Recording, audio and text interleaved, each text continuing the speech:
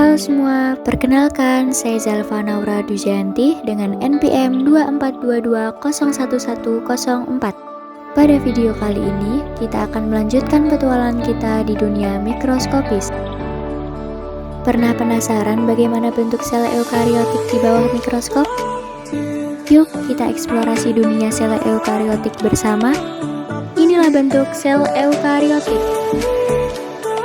Kali ini kita lagi seru-seruan di laboratorium untuk mengamati sel eukariotik secara langsung.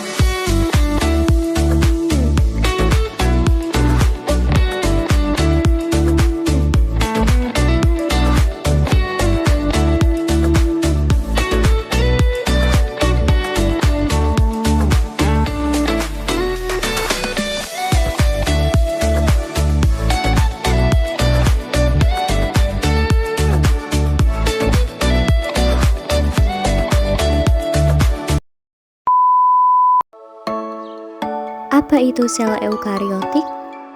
Sel eukariotik adalah tipe sel yang memiliki inti sejati, yang berarti DNA-nya terlindungi di dalam membran inti.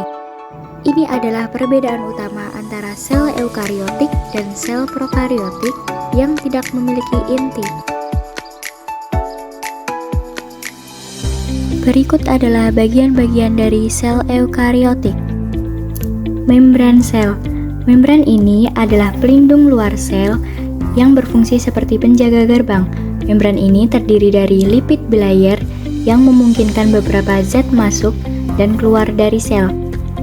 Di dalam membran sel, kita menemukan sitoplasma, cairan seperti gel yang mengisi seluruh ruang sel.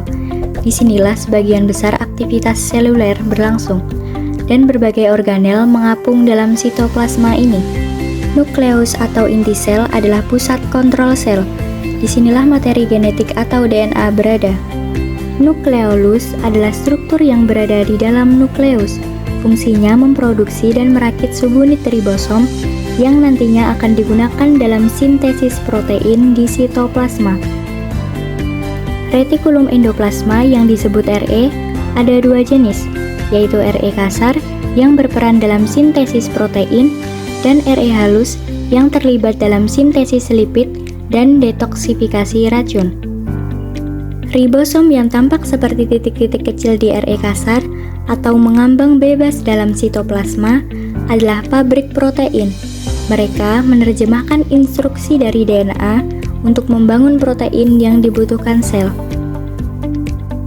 Kemudian vesikel Golgi dan aparatus Golgi berfungsi memodifikasi, mengemas, dan mendistribusikan protein serta lipid yang diproduksi oleh RE ke berbagai bagian sel atau keluar sel.